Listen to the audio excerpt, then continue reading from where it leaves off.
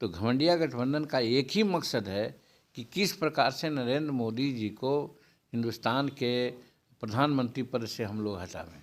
इसके अलावा उनका कोई मुद्दा नहीं है, और यही एक मुद्दा है जिसके चलते उन लोगों में विभेद है, क्योंकि बहुत लोग हैं वहाँ पर जो प्रधानमंत्री के पद के दावेदार हैं, चाहे ममता जी का हो, चाहे अखिलेश जी का हो, चाहे उद्धव जी का हो, या फिर हमारे नीतीश जी का हो।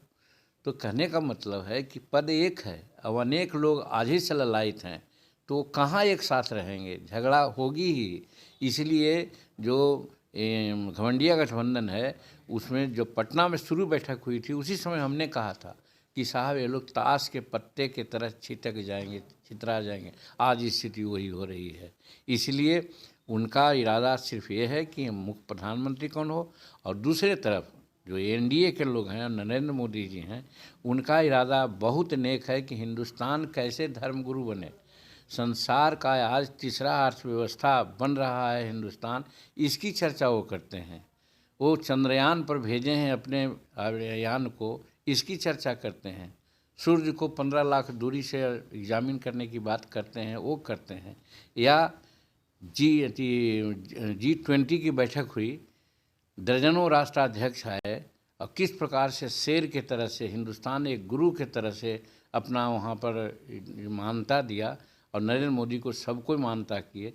यहाँ तक हुआ कि नरेंद्र मोदी जी को पैर छू करके राष्ट्राध्यक्षों ने प्रणाम किया है। ये भारत की गरिमा है, इसको वो करना चाहते हैं।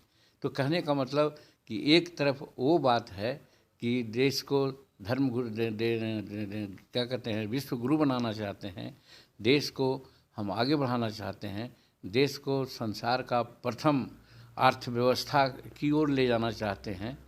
तो इसका कतई मतलब नहीं है कि कहीं भूखमरी नहीं है, कहीं बेरोजगारी नहीं है। गाँव बड़ा 140 करोड़ का हमारा ये देश है, तो कुछ न कुछ होते रहता है। तो वो पर कमांड करते हुए आज जब हम विश्व के थर्ड अर्थव्यवस्था की ओर बढ़े हैं, तो ये नरेंद्र मोदी जी का मकसद है कि विश्व में हम अपना ध्वजा तिरंगा फहरावें बढ़िया से, और यहाँ के लोगों को अमन चैन, किसानों को आज देख रहे हैं कि जो पैसा दिया जा रहा था 6,000 शायद 10,000 करने जा रहे हैं। उसी प्रकार से आप स्वास्थ्य के दृष्टिकोण से देख रहे हैं कि आज चला है 5 लाख रुपया तक के गरीबों को मिलता है। तो इंदिरा आवास की भी योजना चल रही है। तो कहने का मतलब यह है, नदी जोड़ने की जो बात आ रही है उस पर ये लोग वर्कआउट कर रहे हैं।